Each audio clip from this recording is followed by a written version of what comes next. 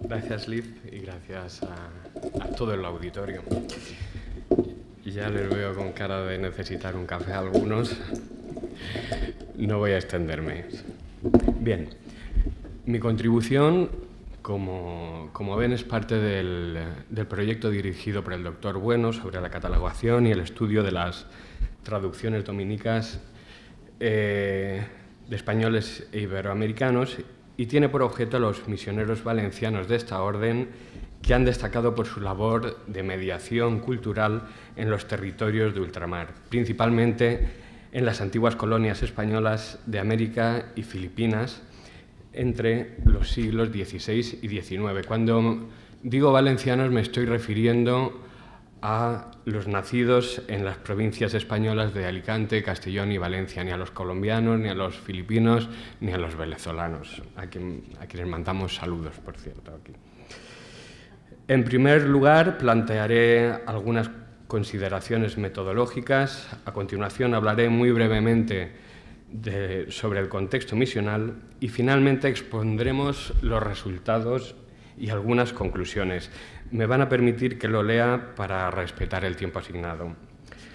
Los resultados de mi contribución, que es meramente introductoria, quede claro, pretenden enfatizar tanto la constante actividad traductora misionera como el rendimiento científico y cultural de unos autores a quienes la sociedad y la comunidad científica han venido dejando de lado hasta hace poco.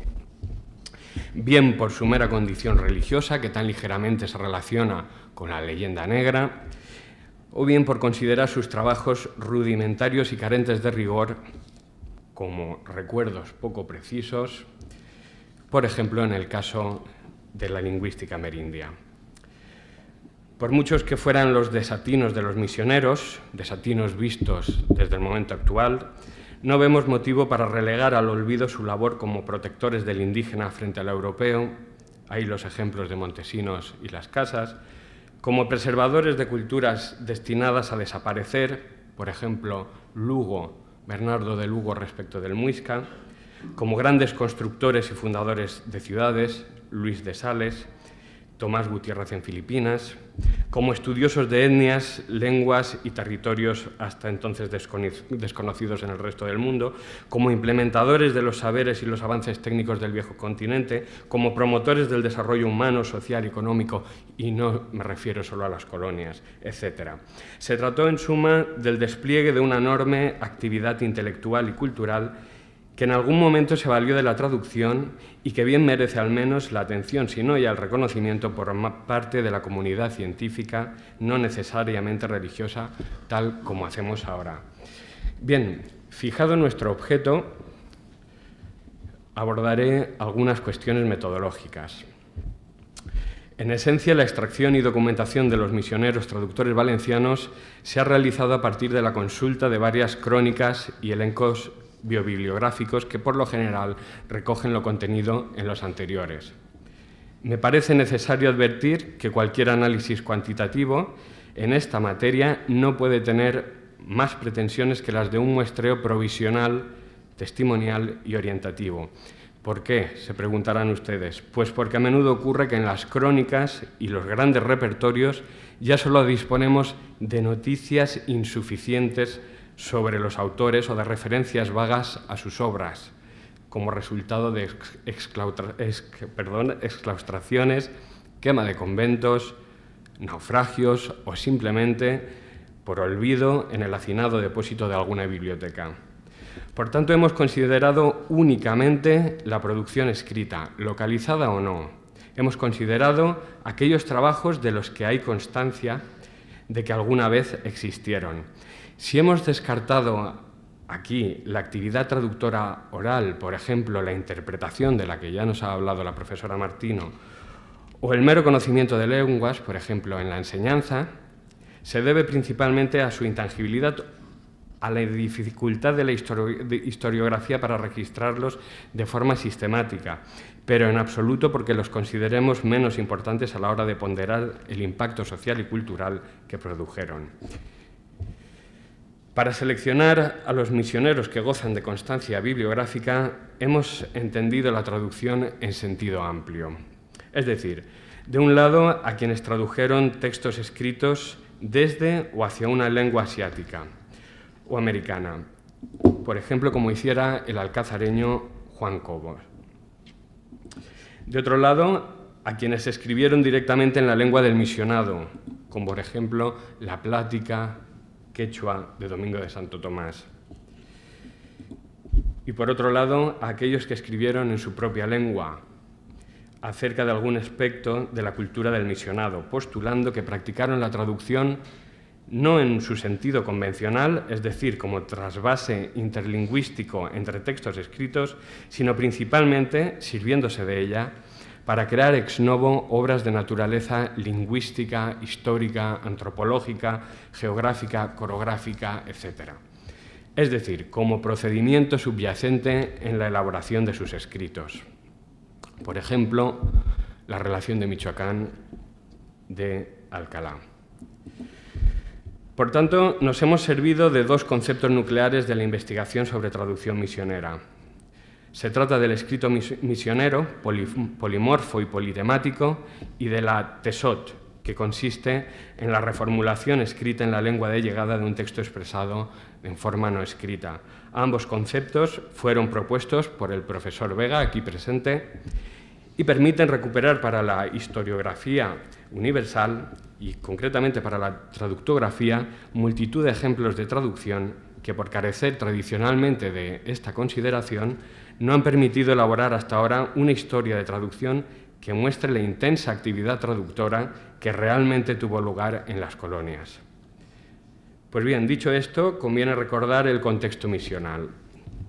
Los dominicos cuentan con larga tradición misionera desde su establecimiento en tierras valencianas en el siglo XIII. Sus conventos desplegaron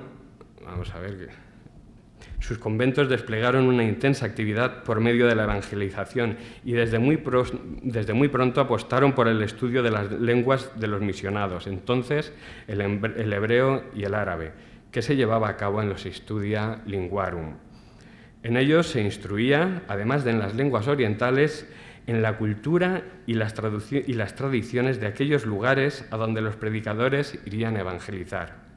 Como veremos, este interés por el estudio lingüístico y cultural se vería desarrollado en los siglos posteriores a raíz de la colonización de América y Filipinas.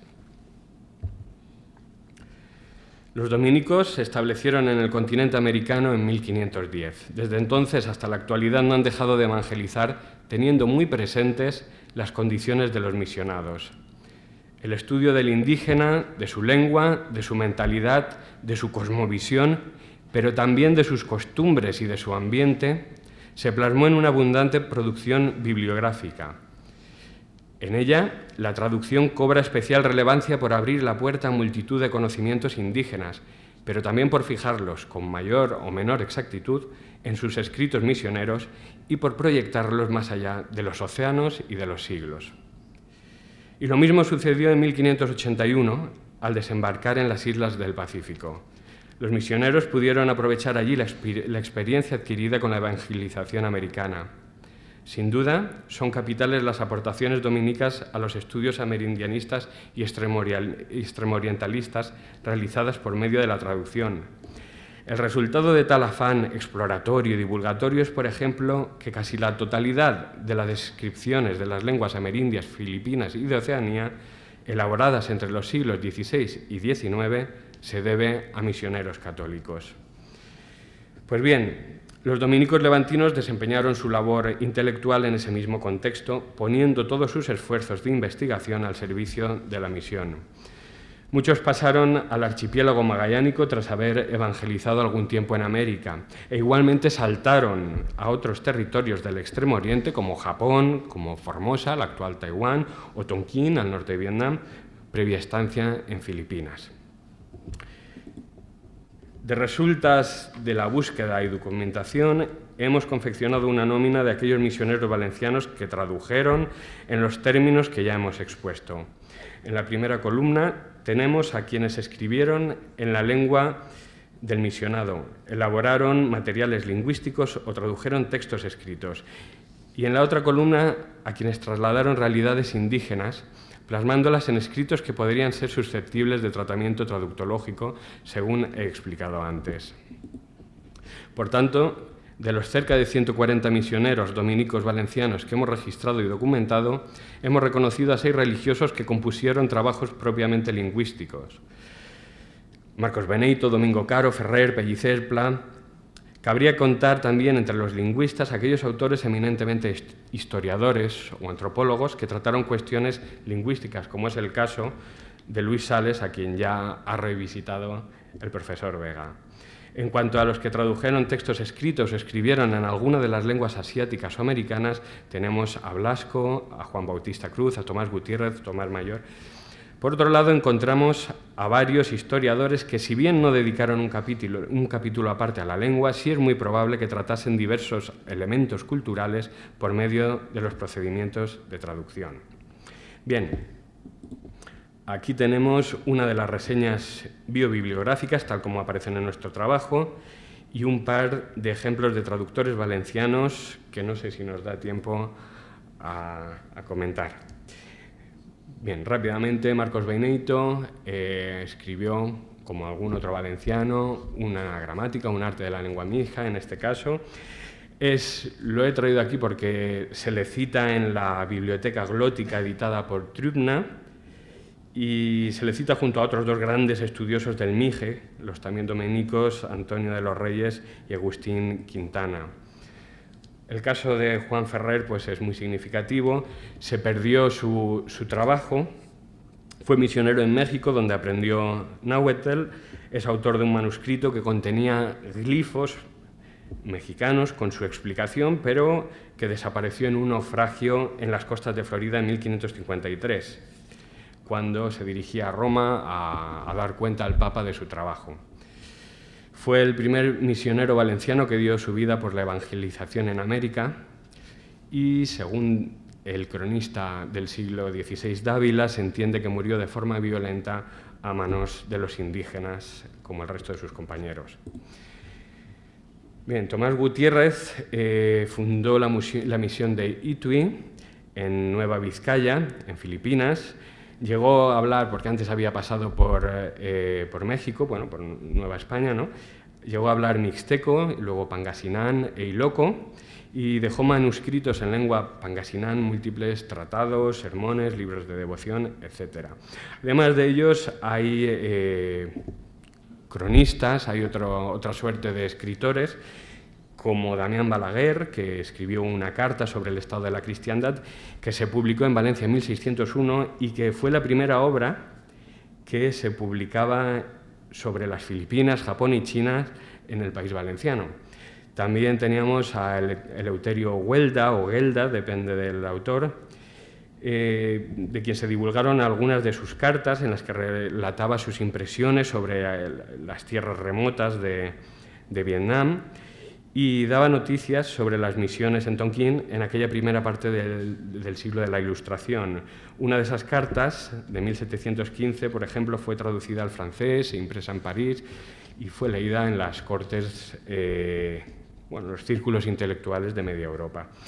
En resumen, los misioneros dominicos valencianos nos han legado varias relaciones de gran valor geográfico y etnográfico. A sus plumas se deben otras obras de carácter histórico que versan sobre los países tan dispares como Filipinas, Japón, China o Vietnam. Son autores de estudios de indudable valor filológico, una gramática de la lengua de los indios mijes de Oaxaca, escrita, como les he mostrado, por Marcos Beneito, otro arte de la lengua pangasinán de Pellicer, un libro en caracteres nahuas de Juan Ferrer, un diccionario médico español Fogán de Pla y Miralles, etc. Además de media docena de obras redactadas en pangasinán, en lengua ibanac, en chino, en mije, etc. La lista podría alargarse más, pero a título del ejemplo Baste decir que misioneros como Fray Tomás Gutiérrez llegaron a hablar mixteco, como ya les he indicado, pangasinán y loco. Y no era una excepción. Si a la docencia vamos, a modo de curiosidad, se podría citar a varios personajes, empezando por Baltasar Fort, cofundador de la universidad más antigua de Asia en 1611. En fin, una auténtica pléyade de ilustrados que poco o nada estudiados han sido en su tierra, en su propia tierra. Bien, en definitiva, frente a ese desconocimiento social y académico, hemos intentado dar a conocer el rendimiento científico obtenido por medio de la traducción. Un breve repaso a la producción bibliográfica de las misiones dominicas valencianas en ultramar pone de manifiesto no solo su continuada presencia, sino también el innegable valor de su quehacer intelectual para el conocimiento de las lenguas y culturas de ambos lados del Pacífico. Hemos observado que los materiales elaborados en múltiples campos del saber constituyen, asimismo, una fuente de primer orden para analizar las influencias mutuas entre Europa, América y Asia. La historia de la traducción, como cualquier historia, necesita ser continuamente revisada, pues, como alguien dijo, la historia es una cuestión epistemológica, pero también una cuestión de intereses económicos, políticos, sociales e individuales. Hemos explicado que conceptos como la tesot y el polimorfo escrito misionero ponen de relieve la dimensión traductológica de textos tradicionalmente no considerados traducciones.